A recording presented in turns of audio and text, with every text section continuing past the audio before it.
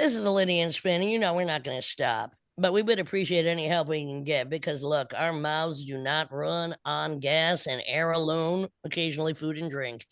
So if you wouldn't mind contributing, no contribution, too large or too small, because we're just going to keep going, whether or not you help us out.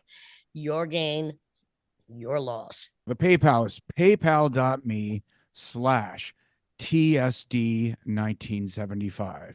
That's paypal.me/TSD1975.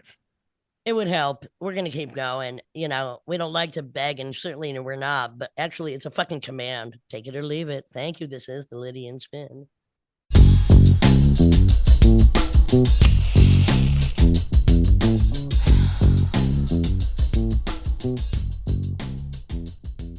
This is the Lydian Spin with Lydia Lunch and Tim Dahl, both back in Brooklyn for the moment. Hello, Timothy. Well, I've been here for a second, but you've been gone quite a bit, and you're going again tomorrow, which I've been here for 24 hours, and I will be gone in 16 hours, and then back soon. Yeah, tour was amazing. Thank you, El Grappo, the Grappler, Sebastian Grappo. Could not have done it without him. Many shows with the Suicide Tribute, amazing shows with the Big Sexy Noise revamp, and some solo shows. All well. Busy. All right. Well, I'm glad you missed all the. I missed all of the brutal. We had one day of freezing cold and one day of rain, and missed all of the blustery shit that happened here. It was cold. It was cold. I mean, it was cold in Hamburg on the MS Stubnitz, but other than that, it was not a biggie. Well, I mean, the kind of little bay harbor near my studio. I mean, that's all frozen. I've never seen it like that. So chunks of ice everywhere. Yeah. Oh, look, a 2,000-mile long storm. It's going to be brutal. Yeah. I mean, flooding in Portugal, flooding in a lot of. I mean, right now, look, I've always said global warming is chilly, and it has been proven now everywhere. It could hypothetically, some models say, it could trigger an ice age. So we'll see what happens. Well, I mean, now in Brooklyn, even though it might be chilly to some, I got my window wide open and I'm in a sundress, baby. Yeah, wow, it looks good. I'm a hottie. I mean, it's in the high 30s today, which feels like spring. I remember reading something in New York Times like 30 years ago or something, like it was like in the 20s in Antarctica, and all the scientists were out in t-shirts playing playing soccer in shorts, sorry, and t-shirts. But they yeah, it's all relative. It's like that first day in the fall where it goes to 50. And you're like, oh my God, I can't handle this. But anyhow, yeah, it was really fucking cold. But I think that's it. Look, I mean, New York has missed a lot of bad weather for quite a while. So, shit's got to happen. Come on. For sure. And, well, speaking of cold, it's the Winter Olympics right now. I don't know if you check out any of that stuff. No, I fucking don't, but fill me in. Well, I mean, I have my issues with Winter Olympics. I mean, it's not. I mean, sports are sports, but I mean, it's kind of rich person's category. I mean, all that equipment and all that shit. But anyhow, who cares? I mean, I guess everyone's going nuts for the what's his name, Ilya America's #1 figure skating champ, and he does like backflips and stuff. He's also known as the quad god. Some people say he's the best of all time, but I don't know, interpretive sports, like if you're competing with another person or at the clock, but like interpretive, like 8.6. I don't know. It's never really got it. But well, I mean, not exactly the Olympics, but a little documentary I saw recently in a hotel somewhere. I don't know where I was because I've been everywhere. Was this incredible tightrope walker from China that walked across what's the equivalent of the American Grand Canyon.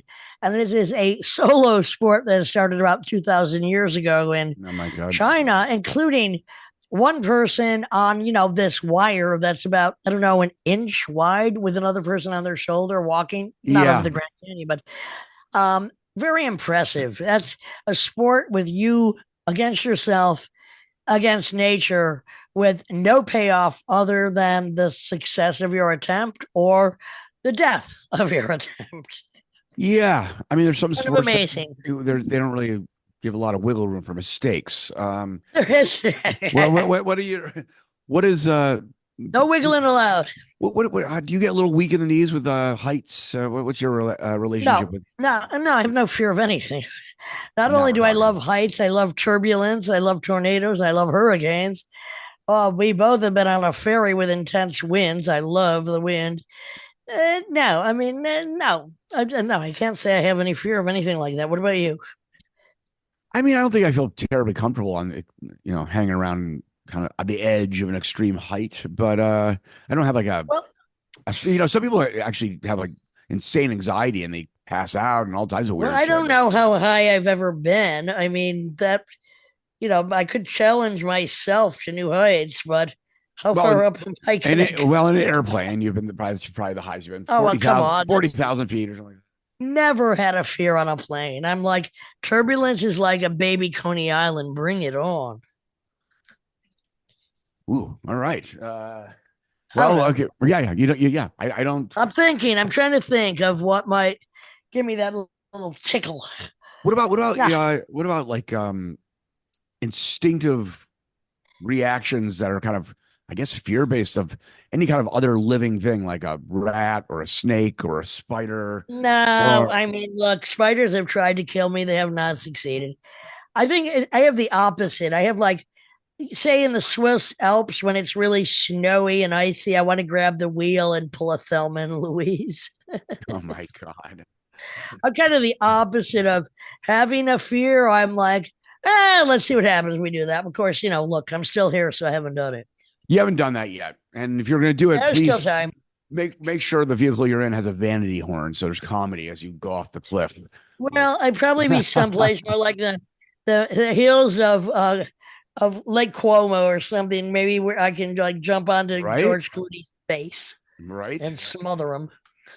Well, going back to the Olympics and George Oh, Clooney, I why mean, not? Lake Como, because the Olympics are in Milan, and Uh, a lot of those competitions are in the mountains, actually near Lake Como. Um, we have one of our, I think the oldest, or definitely one of the oldest representative competitors. This guy, what's his name? doing what? Curling, of course. He's like in his late 50s. Curling, Yeah. Because right? Curling or hurling? I thought hurling curling, meant vomiting.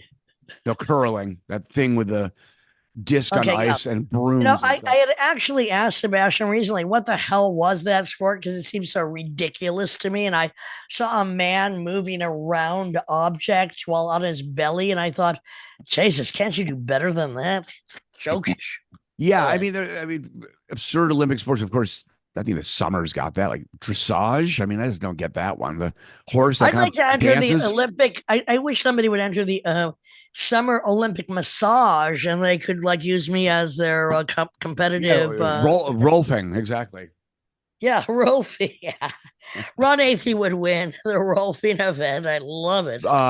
Definitely different schools of rolfing, and there's rolfing purists who, they really stick by the Bible of Ida Rolf, and it's supposed to be extraordinarily painful. And it is pretty painful no matter what school of Rolfing you go to, but Well, that's there's a part of the little, joy. supposedly there's some slightly gentler rolfing Tim Dahl, I was techniques, but just remembered today when one time in my fit of absolute agony, you kindly gave me a thumb in my sore spot, and then it resulted in a 2 week 2 week pain for your arm. yeah, it was like a lightning bolt. I touched the You sweet touched spots slash not well slash I don't know sour. what it was. It zapped up my arm and went into my neck, and I was like, "What the hell? Electricity And of I'm pain like, just zapped that me." came out of my back into you, and and of course I did not was not happy for your pain. We're like, how do you think I fucking feel? But Yes. you did zone right in with your magical thumb. Oh my God. Well, It's uh, always tomorrow. after I got zapped, my brain was going, "There's something wrong here." Good one, Tim. Hey. Something wrong. All All right. right. Well, so what's up with this kidnapping of Nancy Guthrie, the mother Who of the fuck knows? And Savannah? why Because isn't there more? To they me, don't get it. it's amazing more doesn't happen. But I mean, I don't even know what Why to say. her? There's no ransom. They took someone into custody and they kind of let him go. Like I don't think they don't really know. It's weird. I mean, You live in the desert by yourself as a woman, especially that age. Why you are not fully armed, I don't know. Why your door camera does not work, I do not know. I don't get, and why you don't have armed guards, I do not know. It's like all of these Hollywood burglaries. I'm like, what are you fucking thinking? You broadcast everything, you've got everything, and then you wonder why you get ripped off. What the hell? Yeah. Just saying. Yeah. Just saying. Weird. Well, I we'll don't get see. it. I don't get it. The longer they wait, the less it's looking good. It Or ain't the looking good after all 10 days or so. I mean, it never is looking good. Speaking of not looking good, yes. look, I got back last night. I had a lot to do today, but I had plenty of time to watch that absolute lying, controversial Pam Bondi lie her way throughout the entire Epstein. Oh yeah. What would you even call it? I don't know. It's a tome at this point. I have to say that there were some incredible, argumentative, beautifully put downs for her complete corruption and inadequacies. And she's so obstreperous. She's so arrogant. She's so ready to defend bullshit. I kind of have respect for how tough she is and what a grand liar she is. But other than that, she's got to freaking go. And I mean, she wouldn't even say, and there are 0% of the victims of over 1,000 standing behind her, which a few people have said, can you not even apologize to them for not doing your job? She wouldn't even go that far. Yeah, I mean, kind of amazing. Kind of amazing what a beyond the beyond. I mean, she's a brutarian of the lowest order. Kind of impressive in the worst way possible. Oh my God. I mean, what everyone's saying is, obviously Ghislaine Maxwell's pretty fucked up person, but it's kind of ironic that the only person serving time in all this is a woman. Yeah. Hello. makes no sense. Oh my God. Well, the people that are really serving time are 1,000 or plus victims. They're serving a life sentence. Yeah. So that's the tragedy. I think they're just gonna try to create this fog of war, and they're gonna create deep fakes just to kind of blur it and make it all confusing. And I think the way that some of the survivors have been on this court on the Capitol steps, they should just all like do a Greek chorus of all the guilty parties they know. Now the problem is a lot of the people they might not know, because who knows what a fucking banker looks like that you might have been trafficked to. But whatever name they know, they should just be out there shouting them out anyway. And going after Clinton or even Trump, we know they're fucking corrupt, criminal, and perverts, but there's a lot of others. So just drop the fucking names. Start dropping the names instead of revealing the victims in this total hogwash of a dump of files when there are so many freaking more. Just scream the names out. If I had them, I'd scream them out. Yeah, I guess the question is, do people even care? And the question is, you might get murdered, and so might your family, as a few others have been, just by calling out a name. Right. So it's interesting, are all these distractions just so these guys don't get embarrassed, like invading Greenland, invading Minneapolis? It's just so you don't get embarrassed.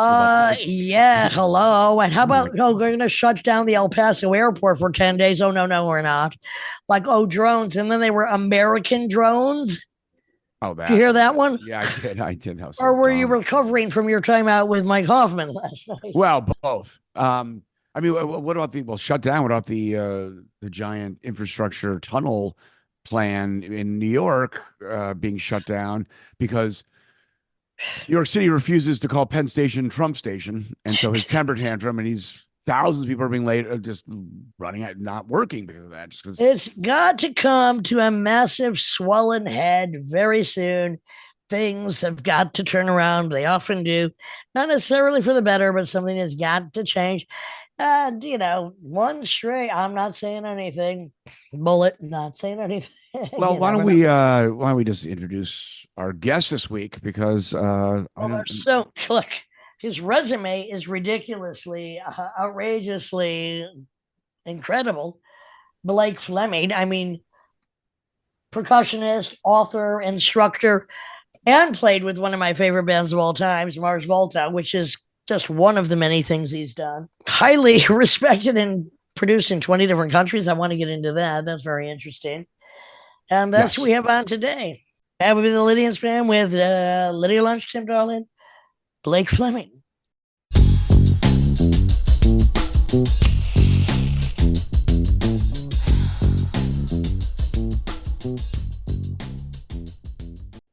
This is the Lydian Spin with Lydia Lunch, Tim Dahl, and our guest today, master percussionist, author, rabid collaborator, Blake Fleming. Welcome. Thank you. Are you in Illinois right now? No, I'm in upstate New York. You live in upstate New York. Where's that? Upstate where? Yeah, I'm in Oneonta, about 3 hours outside the city. Yeah, I've been here, well, in upstate since 2008. My wife and I moved out of the city, February of 2008, and we've been up here more or less full time ever since then. What's the attraction to upstate? Because being from upstate myself, Rochester, there is something that is the Rust Belt, though. Something about it. I don't know what it is. Yeah, when I was in New York City in the late 90s, one of my bands, after we finished a record, we came up here camping, kind of like an impromptu little camping trip. And I kind of fell in love with the Catskill area in general back then, and was coming back and forth pretty frequently, getting away whenever I could. And my wife and I just loved it as well. And, I was actually on a little hiking trip after being here for a few weeks in February in the middle of a snowstorm. I'd taken some mushrooms, and it was just fucking amazing. There's this beautiful sort of witchiness to the Catskills that I really love. There's there's something that's really comforting, but also sort of like it's a little scary. Sometimes too, It's a little witchy. It's spooky and witchy, and I like that sort of witchiness. I'm really. I was like a man. That's the witch, baby. You're talking to it. Right. Perfect. Exactly. So did you love horror movies growing up? I'm sorry? Did you love horror movies when you were growing up? Yeah. It's funny. We still, to this day, enjoy horror movies, and my son does as well. Recent horror movies, and then we'll go backwards. I think I just like the aesthetic, a satanic aesthetic has always been kind of fun and appealing, and Anton LaVey and that whole world. And, I love all of that, the underbelly of Hollywood, in the 60s and, all of that. Oh, Long Legs. Did you see that? I did. That was, that was fucking incredible and super fucking creepy, of course. Well, and first of all, by Anthony Perkins' son, Oswald Perkins. Oh, that's right. I don't even like Nicolas Cage, but I love that film. Never more yellow, never very creepy. Horror, I like real horror. I prefer forensics, but when it's that good and creepy, and his follow-up was Monkey. Did you see that? I haven't seen that one yet, no. Well, that's coming soon to your home terrain. So if you like spookiness and witchiness and stuff, what was a performance, and what was the last performance, music performance, that had some aura to it, that it was a little scary, like a performer that just was like this kind of transcended just the pedestrian human experience and was just like, whoa, and you don't really know what's going to happen kind of thing? Yeah. There's an awesome place up here called the West Courtright Center. It's a desanctified church out in the middle of nowhere, and it's been around since the 70s. And Meredith Monk has a house near in that area, and John Cage had performed there, and all kinds of luminaries over the years have played there.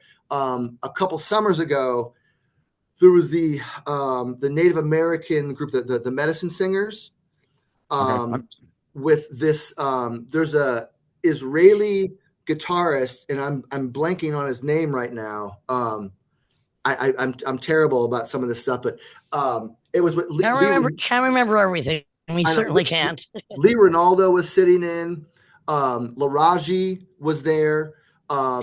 These Native Americans that chanted and played just a communal ceremonial drum were there, and it was very, very psychedelic. And it was in the part of it was indoors in the church, and then they moved it outside, and it was basically like a complete like Native American tribal psychedelic meltdown, right? With just like noise, psychedelic guitar, Lee Ronaldo, and this Israeli guy who was leading it, and I cannot fucking remember his name right now. Maybe it will come to me while we're talking here, but that was absolutely incredible. Lee Ronaldo was making like, just Lee Ronaldo sounds. I mean, just like sounds of like airplanes taking off and just crash landing and, all this sort of stuff. And it was in the space that it was taking place in, this really idyllic valley in the Catskills. There's all these untouched hills around. There's like one farm that you can kind of see.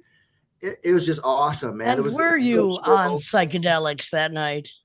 Yeah. Actually, I enjoy mushrooms. Well, yeah, maybe that's why my memory sucks sometimes. But no. The memory sucks because I'll quote Bowie: "My brain hurt like a warehouse. There was no room left to spare."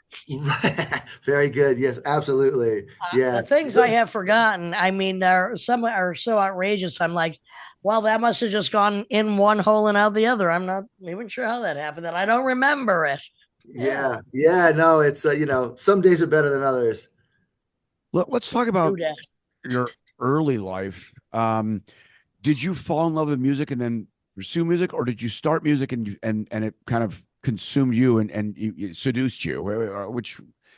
Yeah, no, I think it bit me very, very young. I had I have very strong memories of being about 5 years old and, discovering Kiss was like one of the first real rock bands I discovered, and borrowing. I had a couple older brothers. I'm 53. And, feeling a total electricity when I would hear some of that music. ELO was another strong memory. Boston, Led Zeppelin. I mean, I grew up in the Midwest in Illinois, so there was like all this kind of classic rock stuff, that we would call now, was huge on the airwaves back then. And so I was growing up with a lot of that. And yeah, by the time I was 5, I definitely had a strong bond with music. And by the time I was 8, I started to play the snare drum and actually kind of study music. And actually at that same time, I was in a fifing and drumming corps between the ages of 8 and 12. And so I started playing with people and performing. And then we started traveling. Like once I officially got into the corps, we would spend a lot of our summer getting into a van and touring and stuff, which is something I just continue to do throughout most of my life. With percussion and drums. Yeah. Yep. Did you ever see the film The Tin Drum? Man, I fucking haven't seen that. I know. Listen, I've got many holes in my foundation. Kind of a horror film. I know the cover because I'm so compelled by just the cover when I see that, but I haven't seen that movie yet. Like there's so many things, There's only so much time. There is. We fill it with creating and sometimes recreating. Yeah. I know. I spend a lot of time just kind of doing my own things, I think is part of it. I mean, for like, I don't really watch TV a whole lot. On occasion I'll watch a movie or something, but it's, I like to be doing stuff most of the time. And then, late at night, I like to watch something, but it usually doesn't last too long. But what about early horror? Let's go back to the horror because I think you're starting drums at 5, you're playing at 8, but there's got to be some horror films around that time that The Exorcist came on TV, right? And so it was edited to some degree, but it was still very, very, very powerful. I was somewhere in that age range, and I happened to catch it on TV down in the basement of my parents' house when like nobody else was around in the basement. I ended up watching it by myself. So I had this moment with it, and I think it definitely made like some sort of indelible impression because I think too, because it set the bar so high, it allowed me I had a really strong high threshold for the intake of horror. Of course. And like I think I'm very, very snobby about horror. I mean, I prefer forensics, but it's got to be pretty twisted. Well, Lydia just saw The Shining in IMAX. Oh, the sound was the sound was the third character. It was so amazing. The sound. Yeah. It was Really great. Well, Yeah. well, they play. He uses Bartok's music for strings, percussion, and celeste. It's And incredible. I assumed you took. I mean, well, the glissandi timpani. I mean, just real time bending those pitches is badass. Yeah. Did you study classical percussion? I did. And I want to say real quick before we get into that, that I actually, speaking of the shine in there, I saw The Exorcist at Radio City Music Hall the summer I moved to New York in 1996. They had a series at Radio City Music Hall. At the time, it was supposed to be the biggest movie screen in the world, possibly, at least in the United States. And I saw The Exorcist with Linda Blair introducing it.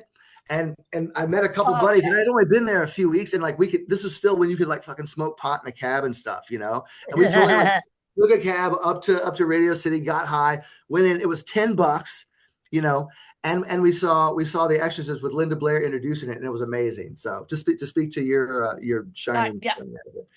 Exactly. Shining a few weeks ago. Yeah, it was amazing. That sounds awesome. But I grew up. I had a drum teacher when I was 8, so I grew up learning to read music, and then like I was like a band nerd. You know, I played in all the bands and stuff in school, so I learned to read music. I was classically trained in the way that, like, you know, I learned to play timpani. I was never like great at them, just because I think, you know, I had a harder time with my ear, like getting them to be in tune. I'm much better now, but as a kid and high schooler, that was difficult. But I was like a really good kind of avid snare drummer, and then I started playing drum set when I was 12. You know, I just say that sentence again because I love that. I was a really avid snare player. I just struck it back to the fact that Teenage Jesus only had a snare drum and a cymbal. That was the drum kit. Fuck yeah.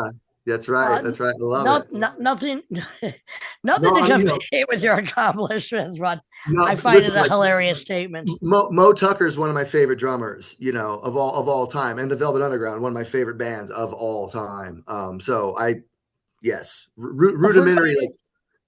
If we're going into the Velvet Underground, I would say Black Angel's Death Song, one of my favorites. I like the more abstract, you know, stuff for sure.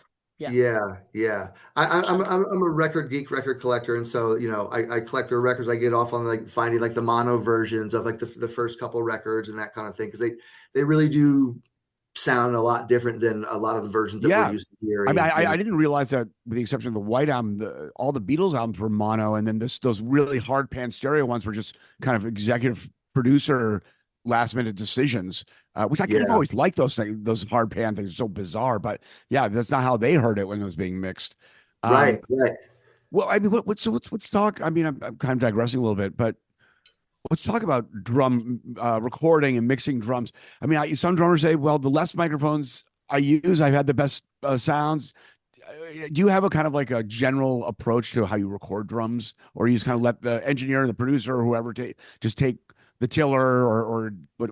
It depends on the session, you know. I mean, if it's my own thing, then, you know, I'm a lot more involved. If somebody's brought me in as like a session guy, then unless they ask for my opinion or something, I don't usually get in their way there. But like for my own setup, like I've been working on a record here for somebody at my house, and it's a really, really great record. Actually, it's 2 records, and this guy plays ukulele and writes these really awesome songs. Just really, really, it's very, very pleasant sounding. It's great to work on in the winter because it's very warm sounding.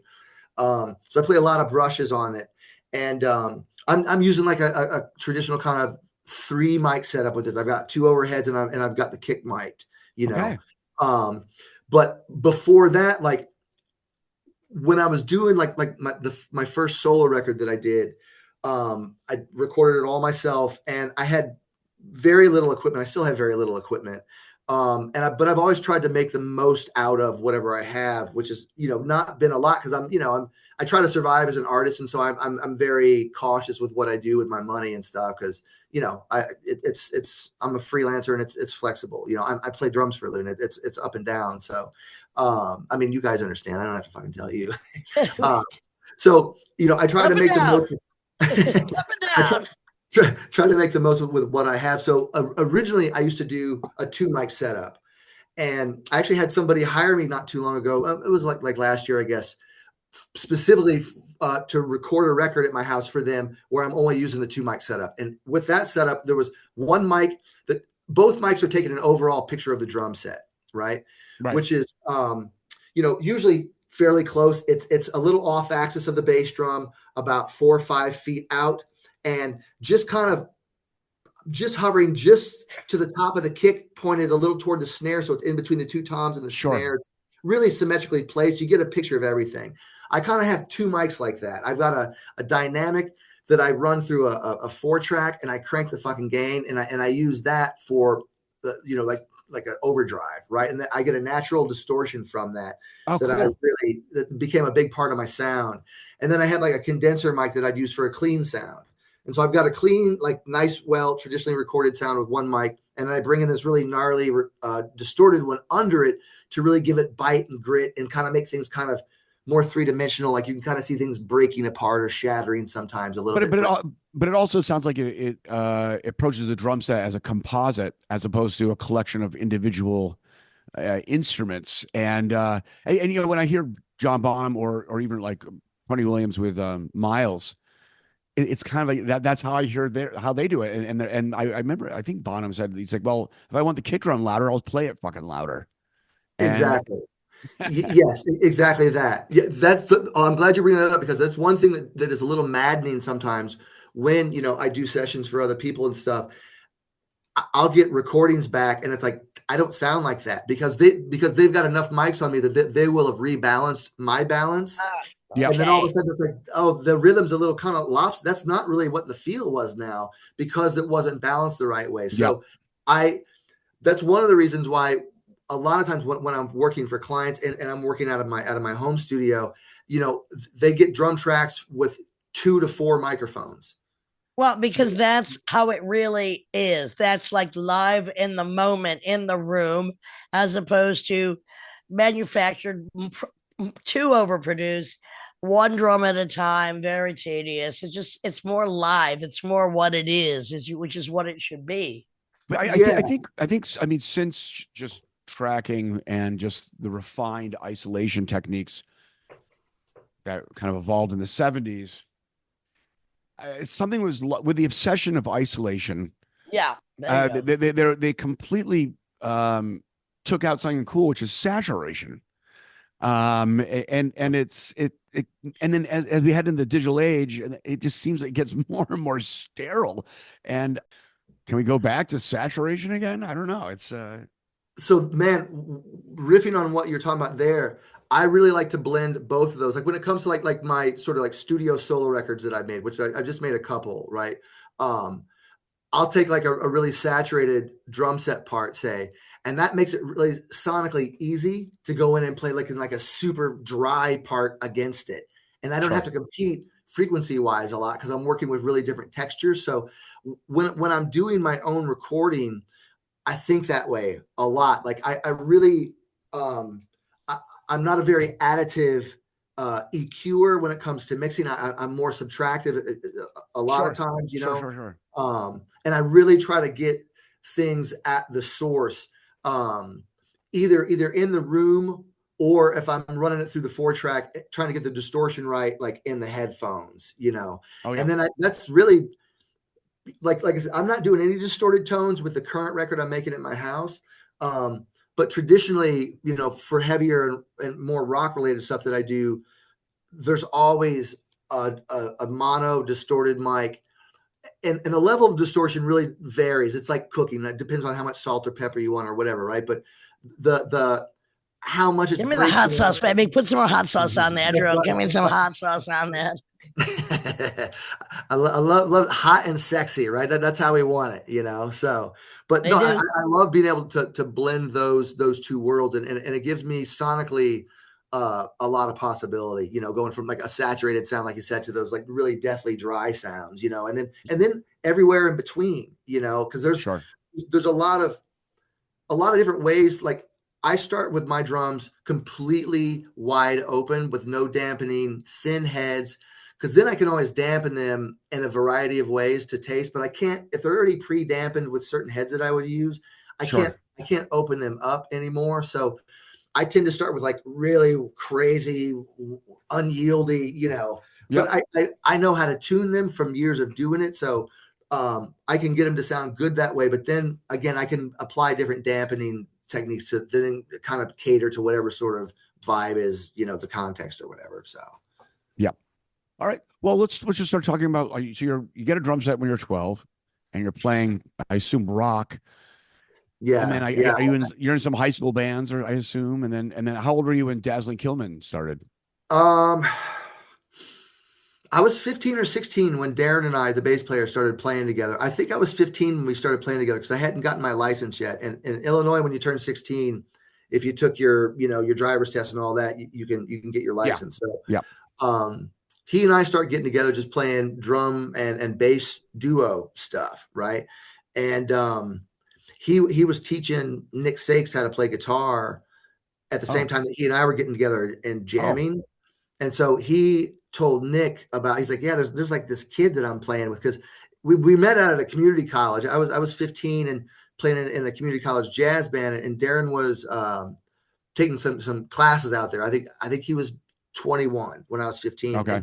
Nick was 26. Okay, and you said a jazz band. So after at 5 being influenced by Kiss and commercial mainstream rock, now you're 15 and you're in a jazz band influenced by what jazz? By who? Man, I mean, I grew up, I had a great drum set teacher when I was 12 that gave me a stack of records. And, I mean, to this day, I still listen to, I mean, Miles Davis is one of my all-time favorites. Like, which album? Well, I mean, 60s and 70s are the decades I listen to most, Sure. His 60s quintet, and then all the 70s, like, trippy, funky acid stuff. Live Evil's one of my very favorite incredible. ones. Exactly. One of my favorites is Sketches of Spain, which is the most, like, he said it was his most difficult. It's the most, sounds the simplest, easiest Sunday music. Yeah, no, with Gil Evans. Gil Evans, yeah. Yeah.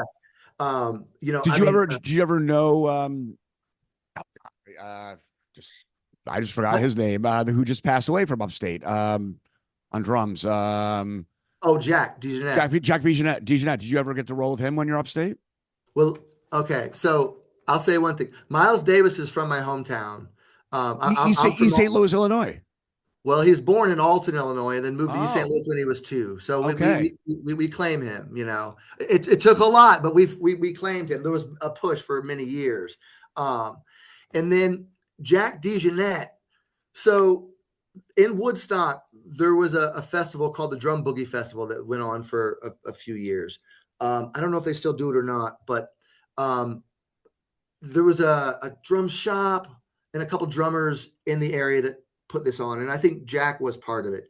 So when my first solo record came out, my wife and I and my son, who was like really little, he was like, in a stroller, we brought some of my albums, like physical vinyl records, and some flyers about my record to the Drum Boogie Festival. And I was just going to, try to meet some people and hang out and listen to some cool drum music, And so I see Jack DeJohnette, and he's just hanging out on the side of the stage. And there's a Japanese, like taiko drumming ensemble going on. Right.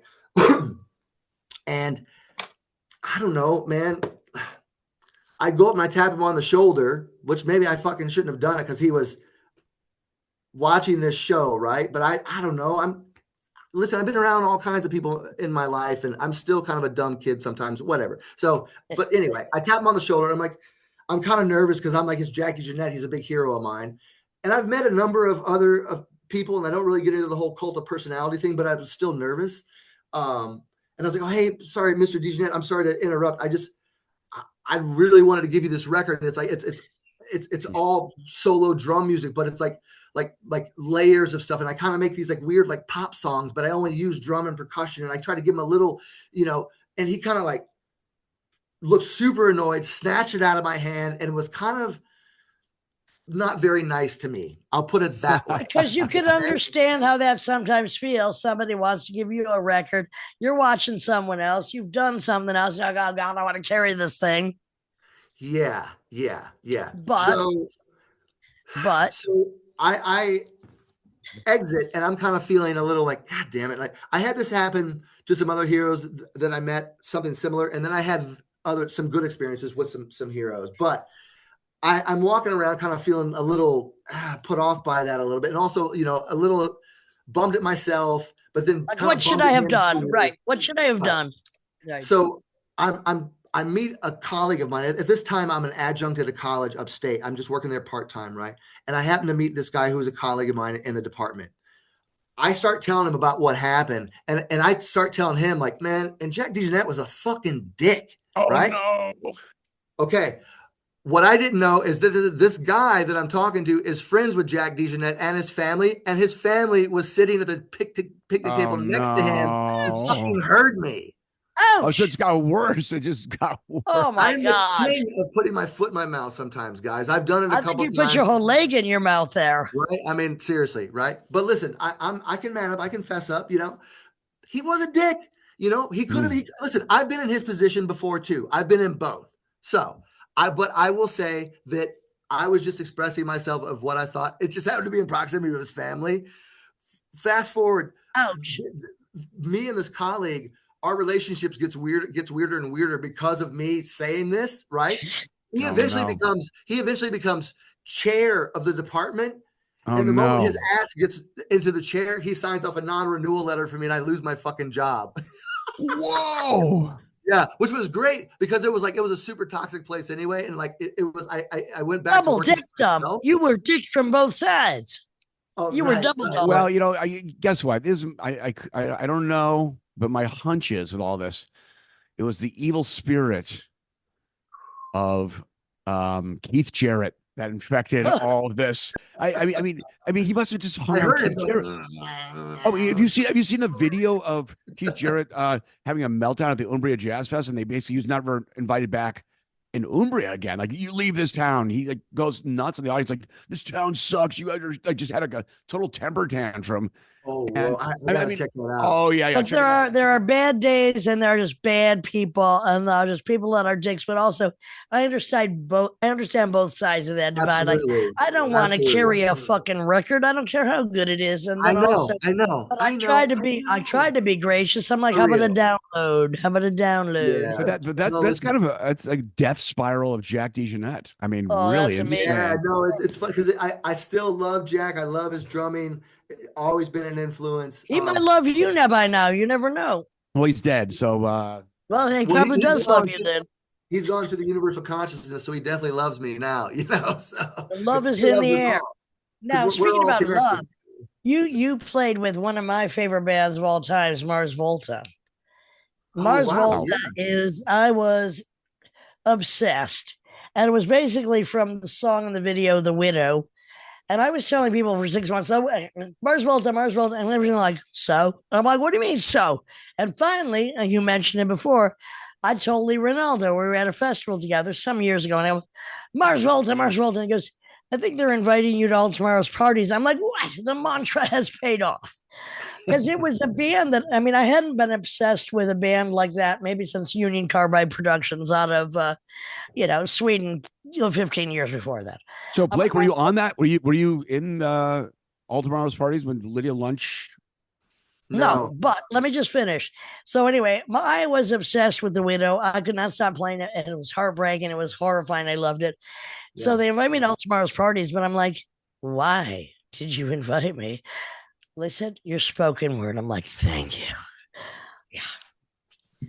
Gotcha. They had a lot of problems, those guys, and a lot of success that they did not expect. But I have to say, live when I saw them at that period, it was transcendental. Oh man, with John Theodore playing drums in that band, come on, that they were motherfuckers. Band, the whole thing, the whole the lyrical content. Omar Rodriguez, who I know you played with him too. He sent me some music one time and said, "Just do your goddess stuff, thank you." Cedric is an incredible lyricist. What a vocalist too. So unique. They did not know they'd get that huge. Yeah. You're going to play 15-minute songs and get that huge? No way. How? What a fluke. What a weird thing. When I met them, Ladio Balaco, we were out on tour with Trans Am, and we were playing at Spaceland in Silver Lake for like a 2-night run. Yeah, played there before me. Yeah, Omar and Cedric were out there, and they definitely kind of stood out. This is right before. They were really known then, but we didn't know who the hell they were. And what were they known at the drive-in, or were they known as Mars Volta then? already. No, because I started Mars Volta with them. I'm the founding drummer of Mars Volta. So Thank you so much. this was this was This at was the at the drive-in drive-in. they were known. Yeah, okay. Yeah, so I because this was was not a fan of it, which did not impact me at all, but the Mars Volta just hit a fucking raw nerve.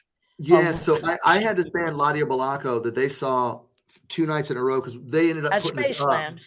Right. So we hung out with them those 2 nights because we crashed at their place and we were getting to know each other. They were telling us all these crazy stories about like touring with like Rage Against the Machine and playing with U2. And we're like, who the fuck are you guys? And they're like, we're in this band called At the Drive-In. And like they were met with like 4 blank stares, which they were not used to at that point.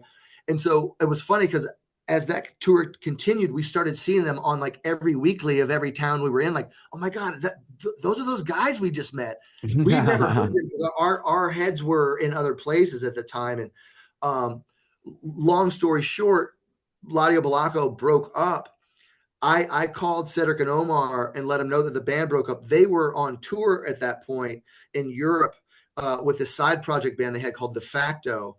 And I talked to their roommate, Jeremy Ward, who was initially in Mars Volta. He was our sound manipulator, and he ended up dying at the age of 27 with a fucking needle in his arm, with heroin. But Jeremy took as they often do at 27. Yeah. Yeah, no, he joined the club, unfortunately, man. But he took the message, and Cedric called, or Omar called me from Germany and was like, hey, man, Ladio Balaco broke up? And I'm like, yeah. And it's like, just letting you guys know in case you knew of somebody that was looking for a drummer or something. It was like, hey, Cedric and I are going to break up at the drive-in. We want to start a band with you that's like Ladio Balaco, but with Cedric singing, because Ladio Balaco was an instrumental band. And I was like, oh, shit, dude, that sounds amazing. And so a few weeks later, I was out in Long Beach, and what happened is I was living in New York City at the time, but I would go out to Long Beach for 3 or 4 weeks at a time. We would rehearse and write, and then I would go back home to New York City for a week and a half, take care of stuff, whatever, go back there for 3 or 4 weeks at a time. And I did this for, I think, about 8 months, wow, right before 9/11. And that was working on their first album, Mars Volta's first album. We were working on, the material that we were working on ended up being on like the first EP and then spread across like the first couple records, because we were working on a lot of stuff at that point. I've got some cassettes that I'm in the process of digitizing. Oh my God.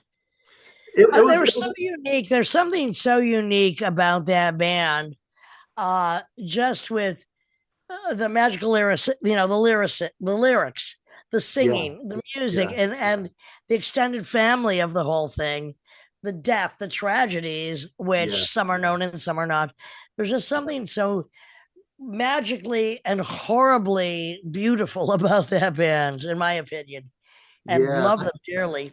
I got to spend some time with those guys in El Paso also, which is, where they're from, like on a little trip. And then also before I came back into Mars Volta the second time, I went and spent a week with Omar at his parents' house, because he had like a studio in the basement of his parents' house. They had a pretty nice place. And we went to some parties, we went to see some friends and see some bands. And it was like, I spent a lot of time. We lived together. The place that we lived together in Long Beach was a huge warehouse space, but it was not acoustically treated, so you could hear everybody in everybody else's rooms, and you were kind of living with everybody, even if there was like a nightmare. It ended up being, because there were a lot of crazy drugs going on at that point. There was a drug dealer that lived on the top floor of our building. And what started off as just like weed turned into coke and pills and other stuff. Crack. Yeah, it got really gnarly, and that's really what led to me exiting the band the first time, when before we'd really taken off. It was 8 months of developing it, getting it off the ground, recording the first couple singles, and then shit got really crazy out of hand. And I'm like, man, I didn't sign up for this, so I can hang with a lot, but like when people are like, you're shooting cocaine and stuff, man, and you're up for days at a time, and you're seeing witches. It's like, it's time. One thing if you're seeing witches, but not, not to shoot cocaine to do that. But that's no. But they did come out of it. Yeah, no, man. It's the folly of youth. When I rejoined and came back in 2006, I think it was, they had cleaned up, you Had know, to, they had cleaned to, up. Yeah, had yeah, yeah, had to. And look, a lot of people go through whatever phase they do of abuse or use to get to where they need to go to the next phase. It yeah. doesn't always ruin what you do. Sometimes you just have to do it to get to the next phase, but you better know when to stop when it's not working anymore. Absolutely, yeah. Because sometimes the bridge burns in the middle while they're on it. Certainly Yeah. does, especially if it gets harder and harder and harder what you're doing. That chase becomes more desperate every day.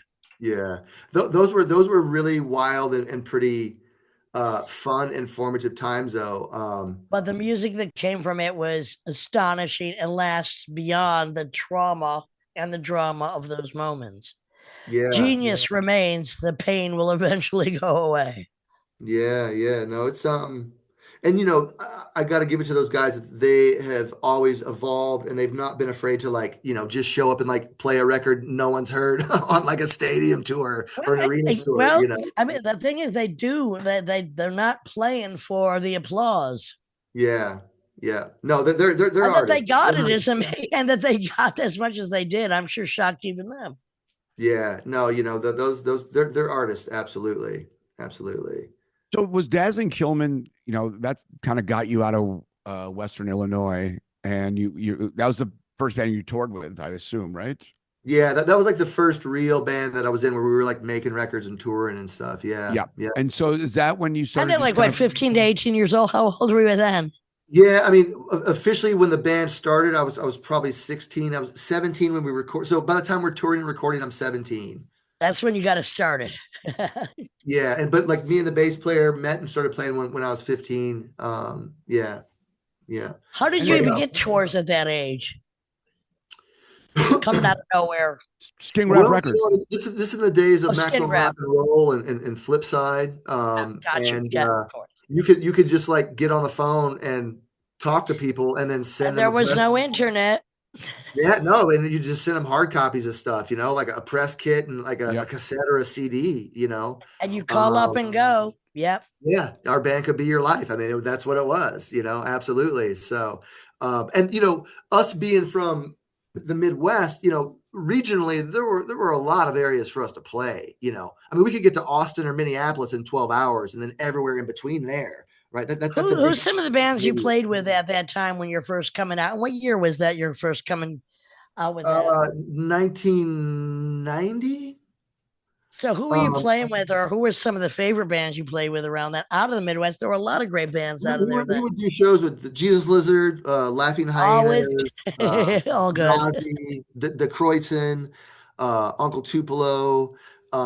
We played with like Agent Orange. We used to do shows with the Poster Children, I was so many great Neurosis. bands at that period out of the Midwest. We the first time I toured the West Coast, I was 19 and it was with Neurosis and Sleep and Dazzling Killman. It was fucking amazing. It was like my first show was the Great American Music Hall. Which is still a great place. Play there every few years. Amazing, beautiful place. Yeah, That's yeah. a good way to get out of town. Yeah, man. I mean, that band changed my life because, Nick and Darren were older than I was. We were a three-piece initially, and they were kind of like my mom and dad figures or my older brother figures, but they were also like my college professors in a way, like it was just like going to school, man. It was a big education. And then, being on the road, was something I was familiar with from like the fife and drumming corps. And I was in a bagpipe band that toured also when I was a kid. And so I was Wait a minute, bagpipes. Now that bring back the bagpipes and the tuba is what I always say. I played Scottish snare drum, which was really, really cool because it's really swung. But so I've always been kind of a bit of a road dog. Like I feel very comfortable touring. I mean, I've done 4 months in a row. Which, by the way, I hope that was then because that is fucking brutal to do. 4 months. No. Now we do like we're doing like 2 weeks at a time. What? I mean, I just did a month, but with 3 different things all in Europe. But usually we do about a week, 2 weeks. Yes. So you can do anyway. Not all you can do. All there is to do in pockets now. Yeah. Yep. Yep. It's funny. Yep. You'll drive Also, 12 hours a day. you kind of want to, at least depending on who you are, of course, but you kind of want to break up the United States a little bit and not have all these leapfrog cities that really just aren't into you. I mean, you know what I'm saying? I mean, you have to know what cities actually like you, and those in between cities can be kind of bummers, and you can lose money, and it's but also sometimes the less you sometimes the less you're on, the shorter the tour, the more you make. Sometimes. Well, wishes are wishes. Well, a lot of times though, at least with some of my bands, it's like I will have to go out for like 3 or 4 weeks, and all the money, like with my band Child Abuse, the overhead is high because it's gear specific, and so you don't really make your profit until that last week, that last 5 shows, because you're just paying the overhead, and then that's where you make it at the end. The difference between you and me, Tim Dahl, is that my merchandise does help pay my rent. I got to have the candles, the flasks, the posters, the vinyl, the fucking panties if necessary, whatever. And then you gotta, you gotta sell some merchandise and give a free hug, and that's where the expense comes in. Free fucking hugs with every fucking candle, so whatever. So with Dazzling Kilman, so you're not only are you having formative experiences and just kind of refining your craft, you're meeting a lot of people, and this allows you to ultimately work as a hired gun, a session musician as well, right? It didn't really happen at that time. That came after my first stint in Mars Volta. When I came back, then I just basically played drums and did music related stuff full time since then. Yep. But in Dazzling Kilman, there'd be periods when, like, if I wasn't on the road or something, I was either teaching lessons, or if I wasn't teaching lessons, I had like a coffee shop job. Yeah, sure. Or, I bartended for a little while in the city, Yep. But by the time, I think 2000, I stopped bartending 2005, and then I've done music ever since then, like full time. But yeah, I mean, I was getting a real taste for touring and making records and living the life of a musician, at least part-time, during that period. What people need to realize is, even if you were in a fairly successful band like Mars Volta or whoever, sometimes you have to bartend, you have to move, you have to be a painter, a mover. Look, this ain't that as glamorous as it appears from the outside. I would say I work from 9 a.m. to 5 a.m. I got a lot of organizing to do. I'm a juggler, so I've avoided a day job. But most musicians, you got to figure out another side hustle, because this life, the divide is so wide from making a living financial living you can tolerate, and being chin to the gutter. Yeah, I have, to make a living as an artist musician, I have, I don't know, probably 7 different sort of streams of income that all eventually add up to, like, okay, you can live on that. I can do it. Yeah. I hear you. I'm a juggler too. We're juggling road dogs. That's what we do. Yeah. Swimming circus, honey. Yeah. Come on. When you played with Mars Volta, was Juan on bass in any of the lineups that you were playing? Yeah, the initial lineup was Ava Gardner. Yeah. Ava Gardner, who her dad was Kim Gardner, from The Creation, and he played with had this group with Carmine Appice also, and hilarious. Maybe Bogart, Appice, and Gardner. Okay. All right. Might have been a trio. Oh, okay. Oh yeah, you're right. Right. Yeah, he passed away, fairly young, but she's an awesome bass player. She actually came back, I saw, and was doing some stuff with them, but she was playing with like Pink and like Cher, and I don't know, a bunch of, she's an LA kid, right? So she, and her dad was connected. Her family owns a restaurant, the Cat and Fiddle, which is kind of a legendary place on Sunset. That's been gone forever. Yeah. Yeah, she was connected, but also, like, I mean, she's an awesome bass player. Like, she was great to play with. And then when I came into the second realm, the second time of it, Juan was on bass, who had a tragic accident a couple years ago. He was in a coma, but he's okay now. Right? He's got. I kind of rolled with him not that long ago, but it was kind of a really weird thing. He had a mountain bike accident. Yeah, hit his head on a rock, and went into a coma. And then when he came out of the coma, because he was a big Lakers fan, Kobe Bryant had died, because he was playing with Marilyn Manson. Marilyn Manson had been canceled, And then we're in the middle of a global pandemic. And he's like, he was like coming out of a coma. He's like, what the hell just happened? Like, Wow. Maybe you should have stayed in it a little longer. I'm not sure. But I mean, can you imagine? There are many tragic ways to hurt yourself. On tour or not. That's mountain biking. Come on now. Maybe if a mountain lion jumped on your back, but that's just tragic. I mean, that's how Nico died, just falling off a bicycle. Exactly, riding a bicycle. Yeah, and then the lady from Stereo Lab, the woman, like Mary, I can't remember her name. I think she had died from a biking accident as well. Gotta wear that helmet if you're. That was also, contrary to popular belief about autoerotic. What was the guy? Autoerotic fixation. Michael Hutchinson. That's how it happened. He actually, because I know someone that knew him, and he was in London, and he fell off his bike. He hit his head, and he had a bad concussion. And sometimes people go into deep depression. He committed suicide 2 weeks later. Gotcha. Yeah. Yeah. Anyhow, not to go. What a cheery note when we're almost closing out the podcast. Yeah. Well, after March, you know what? Death happens, but that's why we live as well as hard and as prolific as we can. Also, the phone just starts ringing. Is basically what you're saying, because you're working full time as a musician. You made a lot of connections. A lot of people saw you, and then you're played with a lot of people. I come back to New York. I'm still living in New York City after the second stint in the band, and at that point, enough people knew of me to where I could start. And I always still had a few private students. That's always been a way to like. Are you still teaching? Teaching? I taught 2 people online today. I taught a guy in the city, then I taught a guy in Berlin this afternoon. That's so important. I think that kind of thing also, besides your true artistic live recorded band touring, I mean, that's like this podcast. It's a service I think needs to be done. And I think it's very important. I teach workshops. How do you take it from the page to the stage? I think teaching is really important to people. And I think it really just, it then filters out further from what you give to people. Yeah, no, I've taught off and on privately since I was 14. Because as a kid, it was like I only wish I had a 14-year-old teacher instead of teaching all those 14-year-olds I had to at that time. But that was that. But as a kid, it was the best way to make money. There was the best hourly wage I was going to get. I couldn't make that anywhere, so I tried to get as many students as I could, and that was a nice buffer for me in the way that I didn't have to take any gig that came along. I've always been very picky in a way about what I do, because I always want to put a good artistic foot forward. And I believe that as a musician, my reputation is really the only thing I have, so that means a lot to me.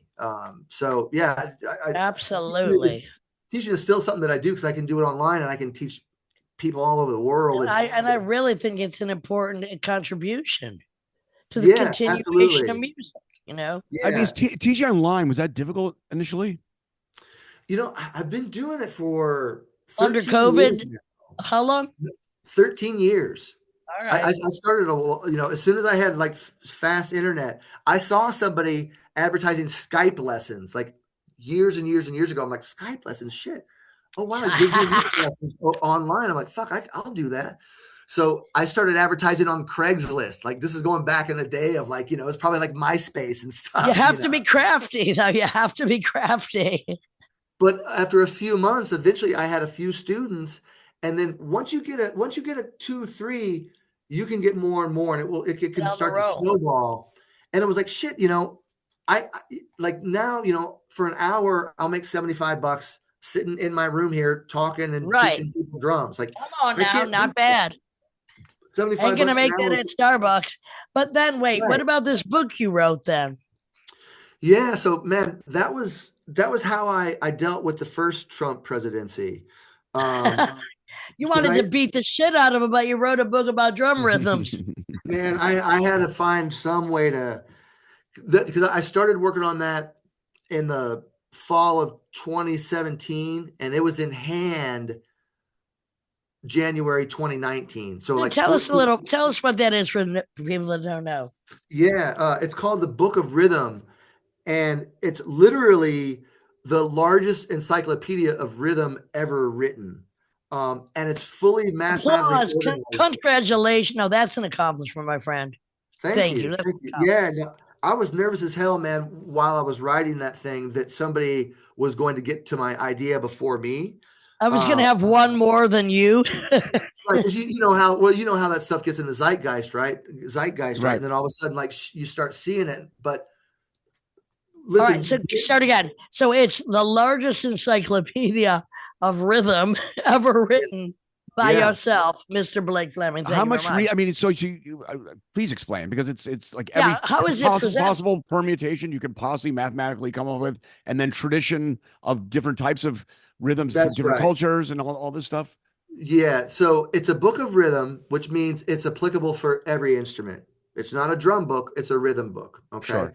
And so what it is I started with 3 beats and then went to 4 beats, 5, 6, 7, 8, 9, and then 12. And what I do with them is I show you every combination or permutation of what you could do with those 3 beats. So let's start with 3, for example. Okay.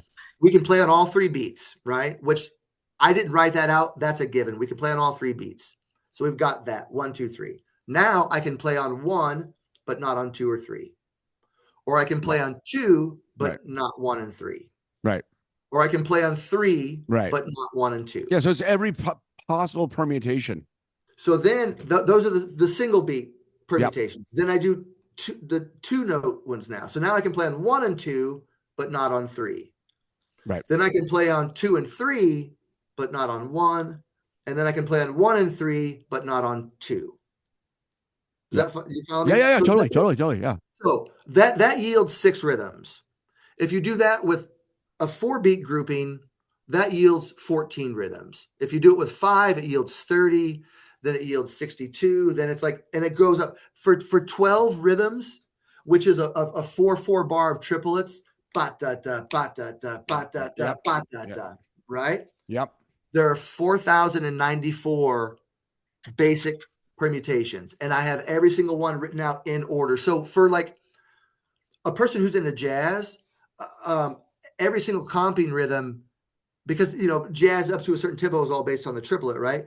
I mean, traditionally speaking, you've got every comping rhythm in 4/4, which is the rhythms in 12, because that's like 12/8, 1 and 2 and 3 and 4 and or the 9/8 rhythms.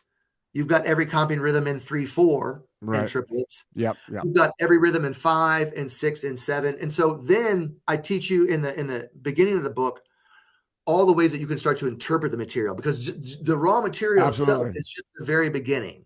You can see where this is going, right? It's like, fuck. Like, so for like, say, like a bass player, one thing you could do to start with is you can play the things as written, of course, right? Just to get, and then one thing you could do is have one string be like a timekeeping string, and then another string be the actual rhythm that you play.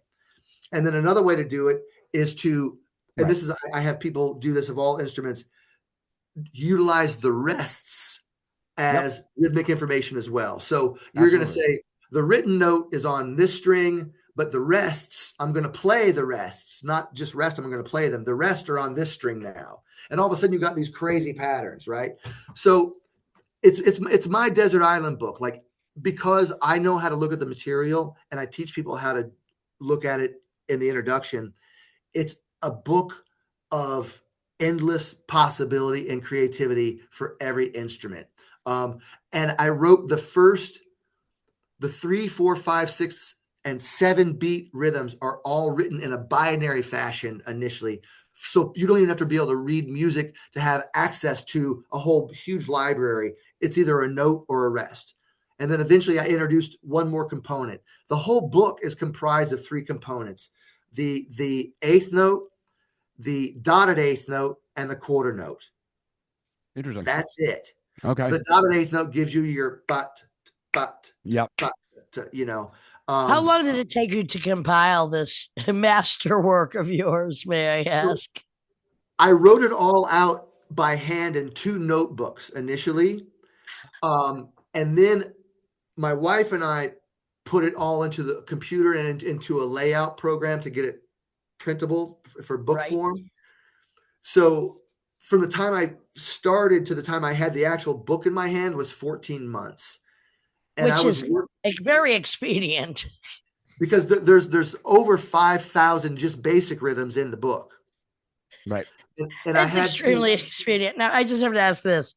Have you thought or have you done, I don't know, Glenn Rock got 100 guitars. I'm just dreaming of 100 drummers.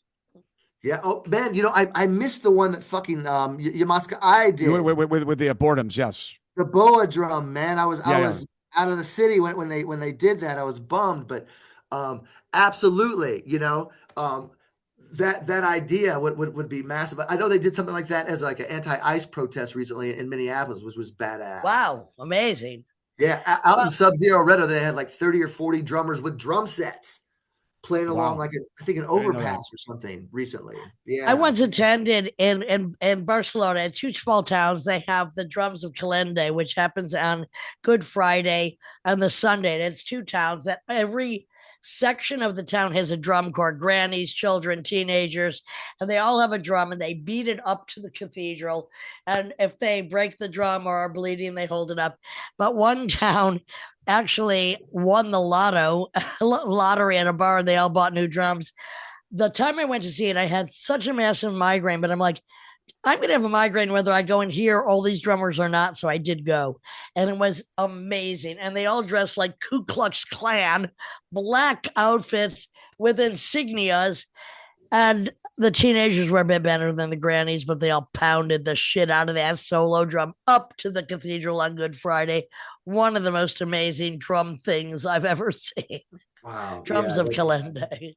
One question. Was the Sloninsky scale book kind of an inspiration to do the rhythm book? I found out about that while I was in the middle of working on my book, because I was trying to find out other books that were like mine. Yeah. And basically, that was one way that I started advertising. My book is kind of like the Sloninsky, but for rhythm. Right, exactly. In a way. And I'm sure I think mine is laid out. It's just very straightforward, very clear, pragmatic. It's not esoteric at all, like the information in the way that I present it. I think that it's one of those things where you can open it up anywhere and find a rhythm that interests you and then start to get creative. Extrapolate. Yeah. There's all these ways to revoice it. There's all these ways to stick things in place of the rest. Or so is this book still in print? And I know it's been published in many countries. Give us the title one more time, please. It's called The Book of Rhythm. Of course it is. Yeah. Because it was like I wasn't gonna fuck around because it is the Book of Rhythm, motherfuckers. So. By the way, it is the Book of Rhythm, motherfuckers. And thank you so much, Blake Fleming. Amazing. My pleasure. Just master collaborator, master percussionist, teacher, and author.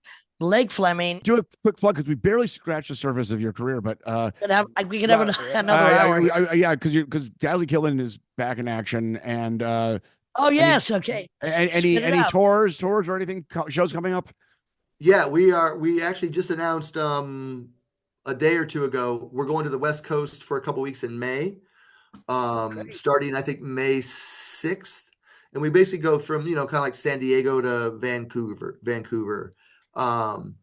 We're playing the Caterwaul Festival in Minneapolis, and a couple other shows around that in the Midwest around that time. And then this hasn't been announced yet, but we are going to Europe for a couple weeks. So we're going to like 9 countries, I think, in October. And so you got to go to Europe. You got to. That's where it is. I love it there. It's been a while since I've been on the road there. So it's been one day. It's been one day since I've been on the road there. Now one day. Beautiful. So yeah, you're feeling a little jet lag. I never have jet lag. Oh, okay, right on. No, I'm good. Anyway, we'll give us a link to this. Send us a photo. This will go up on Friday. Or Saturday, depending on Simon's editing. But yeah.